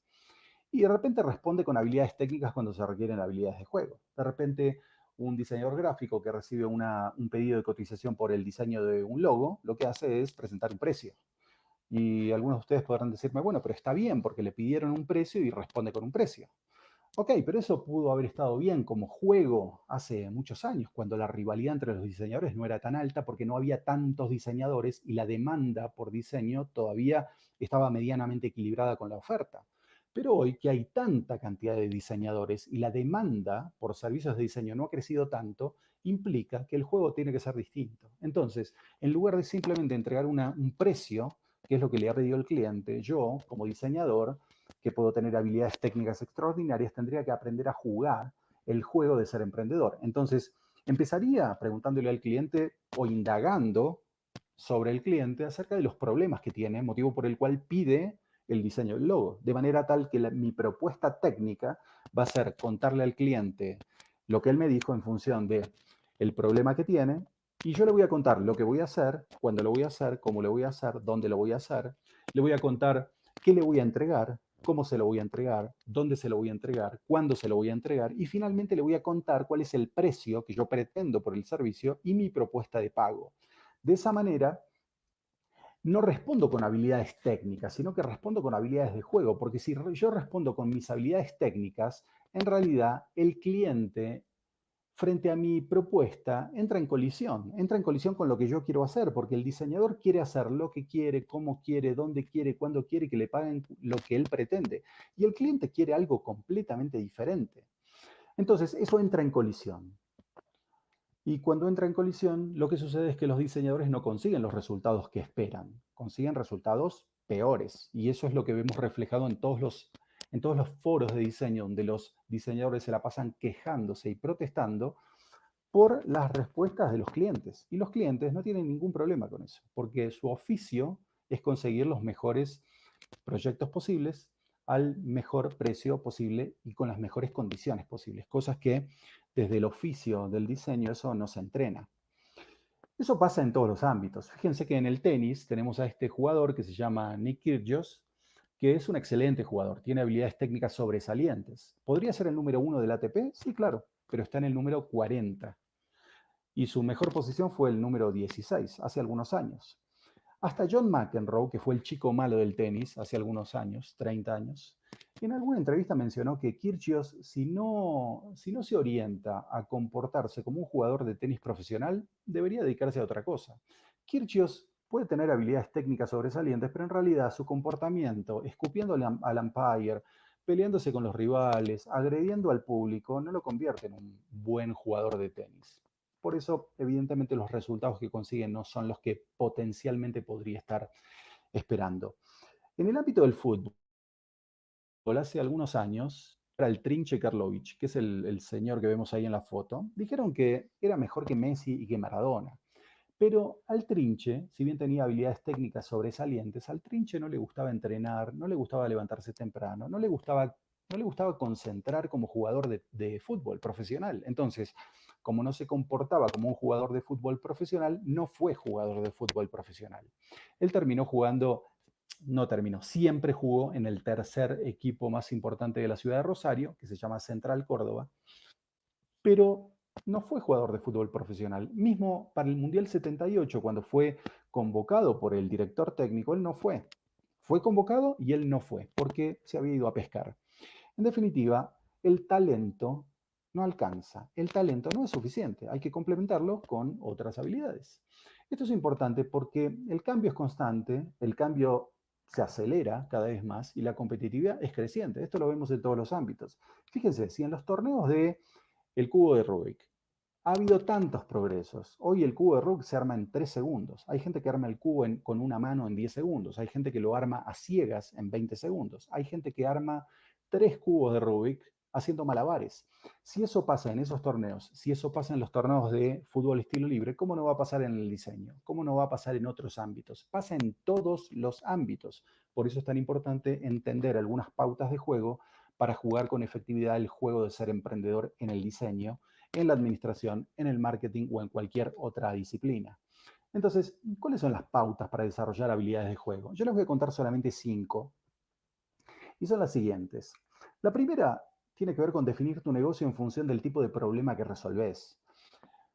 Los diseñadores habitualmente cuentan su negocio a partir de lo que hacen. Entonces, si yo le pregunto a un diseñador de indumentaria, a un diseñador gráfico y a un diseñador industrial, ¿cuál es su negocio? Siempre me responden de diseño. Sin embargo, el problema que resuelven esos 3 profesionales es distinto. De manera tal que si yo quiero conectar con mi audiencia, con mis clientes, debería poder definir mi negocio en función del tipo de problema que resuelvo, no de lo que hago. La segunda pauta es diseñar tu equipo en función de los roles necesarios para poder competir. De repente, si hay un estudio de diseño conformado únicamente por 3 diseñadores y los 3 quieren dedicarse a la parte creativa, ese estudio va a durar muy poquito. Cualquier equipo que necesita convertir un gol está conformado por roles complementarios. Por ejemplo, el Barcelona no juega con 11 Messi, juega con un Messi y con otros 10 que en sus roles son efectivos y todos juntos logran el gol, ganan el partido y ganan la liga. Entonces, en un estudio de diseño, una empresa dedicada a la industria creativa tiene que cumplir roles como, por ejemplo, el rol creativo, el rol administrativo, el rol comercial y el rol todos juntos convierten el gol, ganan el partido, ganan el torneo. El tercer punto tiene que ver con el determinar metas. El determinar metas implica definir un resultado que ha ocurrido en el futuro y de esa manera cambiamos alguna conducta para alcanzar ese resultado. De lo contrario, si no definimos una meta diferente, vamos a conseguir el resultado propio de lo que estamos haciendo, no necesariamente el que deseamos, sino el que sucede. La cuarta pauta es la de comunicar un valor superior asociado a la primera pauta, pero en este caso el valor no es el precio, el valor es la capacidad para resolver un problema, de forma tal que tenemos que comunicar las soluciones que nosotros brindamos. No tenemos que comunicar el tipo de producto que hacemos, no tenemos que comunicar necesariamente el problema en este caso, sino comunicar la solución que le estamos otorgando a un cliente, porque todos nosotros, todos, compramos soluciones siempre, en todo momento. Soluciones a problemas, compramos satisfacción a un deseo, a una necesidad, a una fantasía.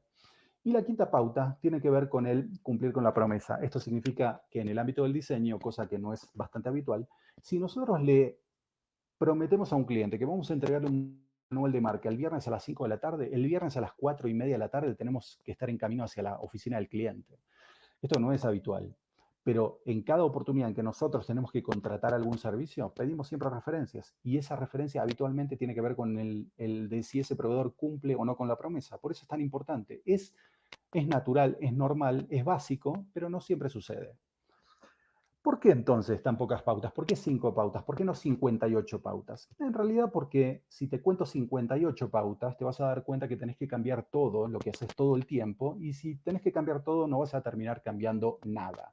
Entonces, mi propuesta es que enfoques tu esfuerzo en jugar bien. Y como les he dicho antes, jugar bien es una secuencia en 3 pasos que implica interpretar la situación de juego, es decir, diagnosticar con precisión, tomar una buena decisión de calidad y responder técnicamente, que implica implementar esa decisión de manera eficiente. Esto lo vamos a hacer toda la vida, en términos de que nos vamos a formar, vamos a estudiar, vamos a entrenar, vamos a trabajar, y siempre enfocado en la idea de jugar correctamente.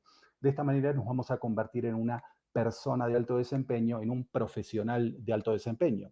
Resumiendo entonces, ser habilidoso con el balón no te convierte en jugador de fútbol. Ser talentoso en una disciplina no te convierte necesariamente en un buen profesional de la disciplina. Es decir, que si sos increíblemente talentoso en la academia, no necesariamente vas a ser un buen profesional en el mercado. Una cosa es ser habilidoso con el balón y otra muy distinta, saber jugar al fútbol. Estamos hablando de diferencias entre habilidades técnicas y habilidades de juego. Para cambiar los resultados, entonces, necesitamos modificar algún hábito, modificar alguna conducta. De esa manera, mi propuesta es que aprendan a jugar correctamente y continúen perfeccionando el juego, de la manera en que les he explicado, interpretando, elaborando y respondiendo siempre a partir de formarse, seguir estudiando, seguir capacitándose, entrenando y trabajando. El enfoque siempre se encuentra en el proceso, pero la vida no premia intenciones, sino que premia resultados. Por eso, en el lenguaje del fútbol que hemos estado conversando, esto significa que los goles no se merecen, sino que los goles se terminan haciendo. Muchas gracias.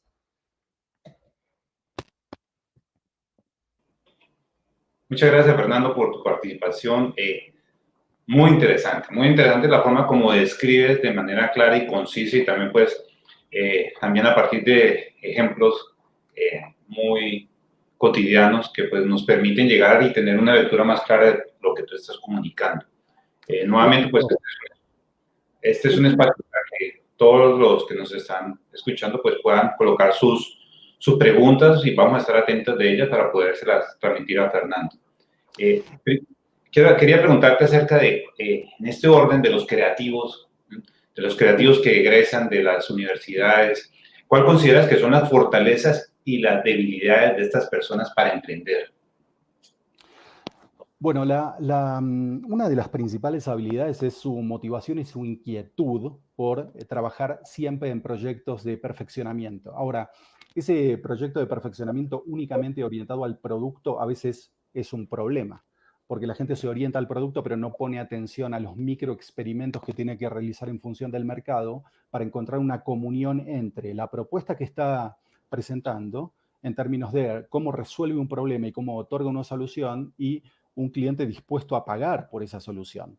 El hecho de simplemente plantear que tengo un producto no significa nada, no significa absolutamente nada. Hay que linkearlo con un problema de un cliente, pagar por esa solución. De lo contrario, lo que vamos a tener es de repente una oportunidad de desarrollar un proyecto de diseño, pero no vamos a tener una oportunidad comercial. La debilidad principal que yo he identificado, he trabajado mucho sobre este tema porque lo he desarrollado en mi tesis doctoral, es que los creativos no ponen ninguna atención al desarrollo de habilidades de juego, que es lo que he conversado con ustedes hasta hace un minuto. Es decir, no ponen ninguna atención al tema de la administración, de la comercialización, de la dirección de empresas. Y, en definitiva, los Messi del diseño son aquellos que no necesariamente se sientan a diseñar, sino que son aquellos que se comportan como una suerte de bisagra entre el afuera del estudio y el adentro del estudio. De repente yo he visto en muchas conferencias de grandes diseñadores, entre comillas, he visto gente que en definitiva te cuenta proyectos enormes sobre por ejemplo, proyectos de rediseño de identidad institucional, como el Citibank con Paul Asher. Y en realidad, esa mujer no necesariamente se ha sentado a diseñar. Esa mujer lo que ha hecho es vender un proyecto y luego coordinar el trabajo técnico dentro del estudio. De manera tal que posiblemente, quizás me equivoque, seguramente me equivoque, pero posiblemente esa mujer no sea una diseñadora con habilidades técnicas sobresalientes. Posiblemente lo que haya tenido sea una genial combinación de habilidades técnicas adecuadas con habilidades comerciales y directivas también adecuadas. Perfecto. Pensé que se te había ido la voz. Interesante la respuesta, y me gusta muchísimo la forma nuevamente como tú las estás focalizando, ¿no? Una pregunta, sí, diría algo un tanto atrevida, pero se da en la cotidianidad de de la academia, ¿no? ¿Qué piensas del egresado que dice que para ser emprendedor primero hay que ser empleado? Yo trabajaría en esa dirección. ¿Por qué? Porque como empleado me puedo equivocar, asumo riesgos que en realidad va a pagar mi empleador, ¿no es cierto?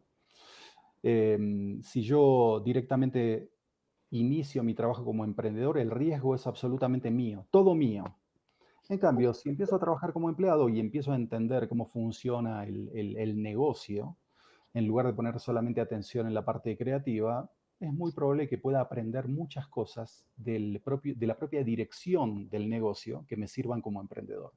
Entonces, yo empezaría a trabajar como empleado, pero si quiero ser emprendedor, pondría mucha atención a la gestión y a la dirección del negocio, sobre todo a lo que me pueda enseñar mi propio jefe.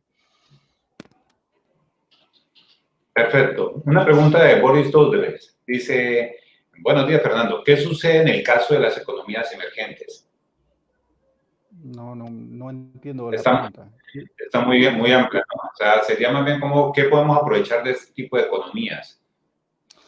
De repente en las economías emergentes pueden aparecer oportunidades porque hay países que recepcionan de forma muy favorable productos de economías emergentes. Y si de repente nosotros, formando parte de la economía creativa, podemos colarnos en esas iniciativas, de repente podemos encontrar oportunidades que de otra manera no podríamos encontrar.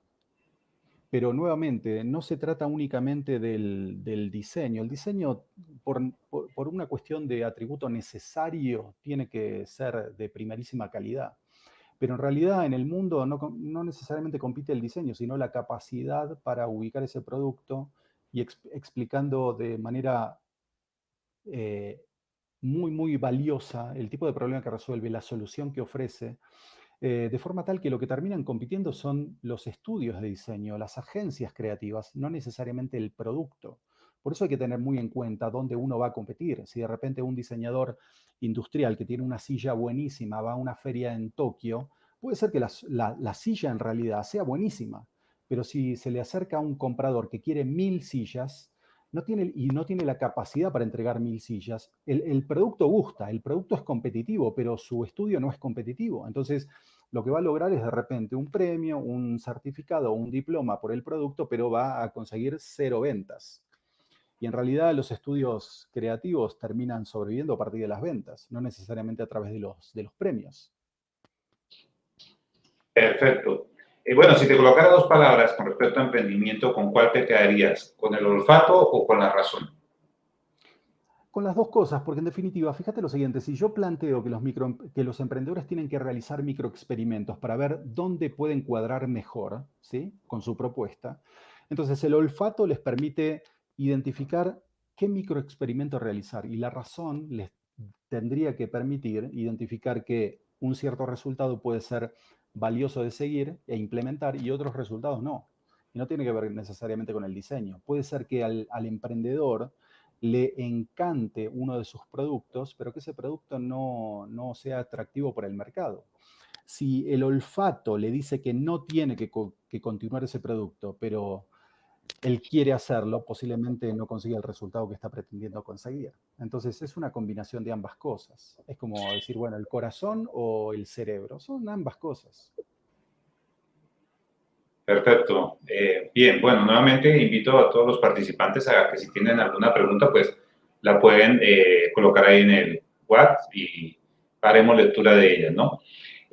Cuando hablamos acerca de los diseñadores como emprendedores, pues muchas veces, como lo hemos visto durante la charla, ellos pues ejercen como asesores de empresas, ¿no? Pero, ¿qué pasa con respecto a estos diseñadores que quieren ser generadores de productos, que le apuntan a toda esta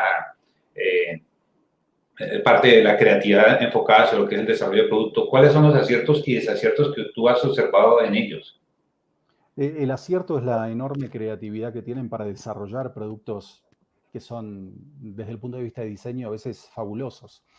La, la dificultad radica en que de repente no saben de qué manera comunicar el valor detrás de ese producto, porque todo emprendedor sabe lo que vende, pero no necesariamente todo emprendedor sabe qué problema resuelve lo que vende. Entonces, de repente, lo importante sería, a partir del diseño de ese producto, empezar a indagar en el mercado acerca de cómo la gente usa ese producto, de qué manera lo utiliza, cuándo lo utiliza. De repente podemos encontrarnos con que nuestros clientes usan el producto para cosas diferentes a aquellas a las que hemos proyectado, como sucedió con el Walkman en los años 80. Entonces, esa indagación en el mercado acerca de cómo, cuándo, por qué la gente usa el producto, quizás es muy importante para poder complementar esa iniciativa creativa y diseñar el producto. Entonces, eso termina como completando la idea y puede ofrecer un valor adicional a aquellos que de repente quieran comercializar ese producto. Entonces, el diseñador podría ampliar esas habilidades que tiene y no quedarse únicamente en la parte creativa, que es la del diseño, sino la de ampliarlo hacia, bueno, identificar qué es lo que resuelve el producto, cuál es la propuesta de valor, ¿sí? Ok. Bueno, otra pregunta tengo aquí acerca de qué opinas con respecto a lo que consideran algunos autores acerca de que la economía naranja es vista como la transformación de la cultura y sus legados hacia el desarrollo de productos comerciales. Es una discusión ideológica. A mí, honestamente, mucho no me interesa. De hecho, la cultura es también un producto. Imaginemos lo siguiente, en el caso del cine, ¿sí? Una película comercial financiada con capitales privados es un producto comercial, ¿no es cierto? Pero una película financiada con fondos públicos también es un producto. Imaginemos el caso en el que la película financiada con fondos públicos ni siquiera la persona que ve la película tiene que pagarla. Pero en definitiva, paga de otra manera, no paga con dinero, pero paga con tiempo. Y de repente le da al creador algo muy importante que puede ser sus aplausos. Entonces, la cultura es también un producto. ¿Cuál es el problema de que sea un producto comercial? Si uno se dedica a la parte cultural y no desea que no sé ni cómo llamarlo, el producto o el servicio que ofrece, ponerle su propuesta, ¿sí? Imaginemos que tiene una propuesta y no quiere que sea considerada de manera comercial, perfecto. Pero ¿por qué toda la economía naranja tendría que ser considerada de la misma manera? Si hay 200.000 emprendedores de la economía naranja, hay 200.000 ideas diferentes acerca del tema. ¿Por qué una sola? Que cada uno haga lo que tenga que hacer, de la manera como quiera hacerlo, que piense como quiera, porque para eso vivimos en libertad, y que haga lo que mejor puede para conseguir los resultados que desea. Perfecto. Bueno, te tengo una última pregunta acerca de qué manera hoy en día las redes, ¿cierto?, le permite a estos creativos interpretar, como tú dices, elaborar y responder hacia esas demandas. De repente las redes te dan una respuesta casi inmediata sobre algunas consultas o inquietudes que uno puede tener. Entonces, de esa manera el proceso desde la creación hasta la llegada al mercado puede ser mucho más rápida, ¿no es cierto? Las respuestas son mucho, mucho más rápidas. Por eso es tan importante esto que he comentado, el tema de los microexperimentos, ¿sí? De repente tenemos no recuerdo el caso exacto, cuál es el título del libro, pero sí sé de un caso de un libro escrito por un autor. Ese libro tenía un título, estaba orientado al mercado masculino, y el libro no tuvo ningún éxito. Lo que hizo el autor no fue escribir otro libro, le cambió el título, lo orientó al mercado femenino y el libro fue un éxito. A eso me refiero con el tema de los microexperimentos. O sea, no se trata necesariamente de cambiar todo el producto, sino de evaluar de una forma diferente, a través de ese microexperimento, diferentes opciones. Hay diferentes espacios donde comercializar ese producto. De repente no es el mercado de los hombres maduros, sino el de las adolescentes mujeres. Y puede ser que sea un éxito, cambiándole algunas condiciones a esa propuesta. Las redes te permiten hacer eso de forma muy, muy rápida y muy efectiva también. Perfecto, Fernando. Bueno, ¿no?, para agradecerte tu participación, pues esta charla ha sido muy interesante, sobre todo para poder reconocer todas esas pautas del juego sobre las cuales tenemos que tener en cuenta para enfrentarnos realmente a la vida, ¿no? Y la vida de nuestro ser como creativos. Te agradezco muchísimo por la invitación, por el espacio, los saludos desde Quito y nos estamos viendo en cualquier otro momento. Muchas gracias. Gracias, Fernando, muy amable. Muy Adiós. bien. Hasta luego. Bueno, y a todos los participantes, pues los invito esta tarde para que podamos estar con nuestros egresados, donde vamos a hablar acerca de sus experiencias de vida en todo lo concerniente a emprendimiento. Y no me queda más que agradecerles y vernos esta tarde. Hasta luego. Los siguientes contenidos de Uninorte Co. te pueden interesar. No olvides suscribirte a nuestro